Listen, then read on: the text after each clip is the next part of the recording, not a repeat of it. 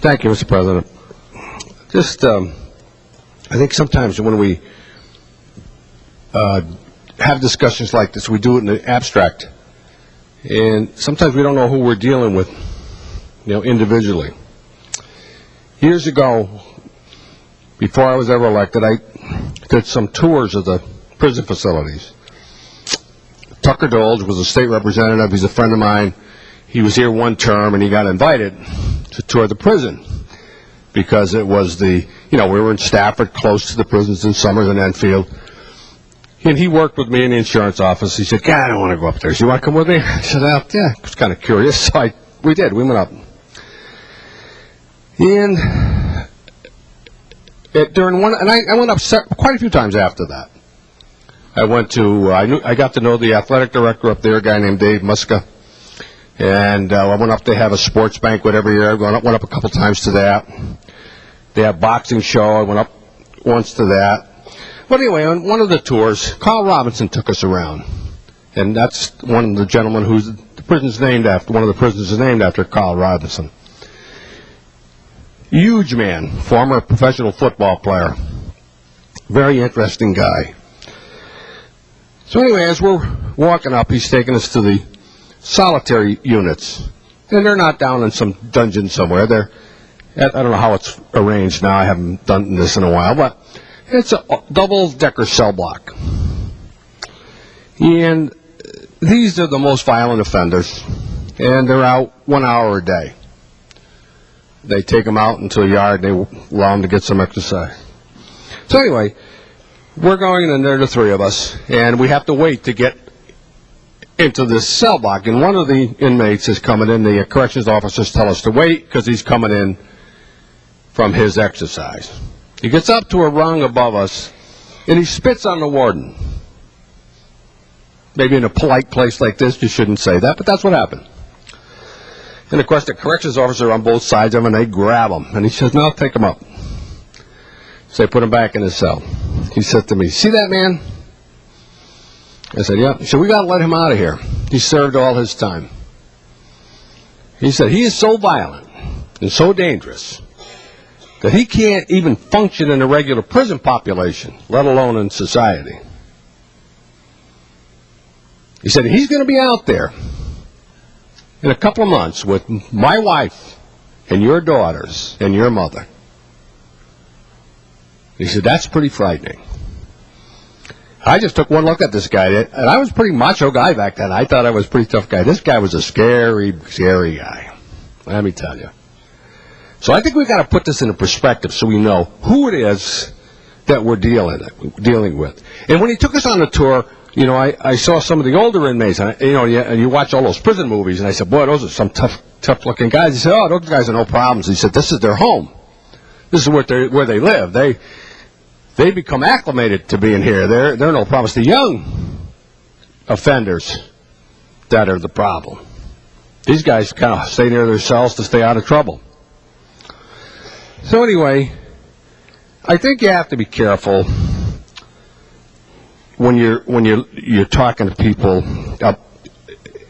in early release for some of the crimes that are listed on the sheet that we received. And because of where I live next to Senator Kissel's district. We have a lot of corrections officers who live in Stafford, and they live in Ashford, so they're friends of mine. And one of them, we call him Bosco, great big guy. He's retired now. But when I first met him, he was showing me, had just gone back to work. He had a huge scar down the length of his leg. And I said, what did you do to that inmate to earn that? Oh, he said, I didn't do anything. So I didn't even know the guy. He said, I was just the next correction officer that he saw after something happened to his cellmate that he wasn't happy with. And he wasn't going for his leg. He was going for his neck. But Bosco's a very strong, 250-pound guy. He warded him off, and as the guy was falling, he cut his leg. All right, these are all, I'm sure, entertaining stories, but that's what we're talking about. That's what we're talking about. And, you know, sometimes it's a good idea to leave them in there longer. Because one of the things the corrections officers will tell you is the older inmates are not trouble. It's the young males who are the problems, because they have all that testosterone flowing, and they got all that heat and passion. The older ones, they mellow out. So maybe it's a good idea that, they stay in there where there's some control, instead of being out with all of our families. Some of these folks are so violent that you can't even contain them within the prison. If any of you know corrections officers, I defy you to find one without injuries. You go home and ask them. And this is a controlled environment that they're working in. They all have injuries. So, whether we can debate sometime whether they deserve to get out in 20 years or not, but I couldn't do that job. The tension in those places, you could cut it with a knife. These are scary places to work. And you've got men and women working in these places. You've got women working in some of the cell blocks. And I've taken some tours recently where we went into one of the cell blocks. One woman alone in a cell block. She's the corrections officer. You got to be pretty brave. But I guess my whole point in all this is we got to kind of say this is not just a matter of what they're sentenced to. It's a matter of who they are in a lot of cases. And, it really comes down to the fact that you can't rehabilitate some people. You got to just give up on some.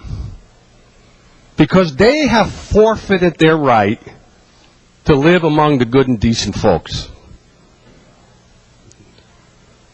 So, I know that rehabilitation's a good plan, but I know also that some of these people will game this system because they're convicts.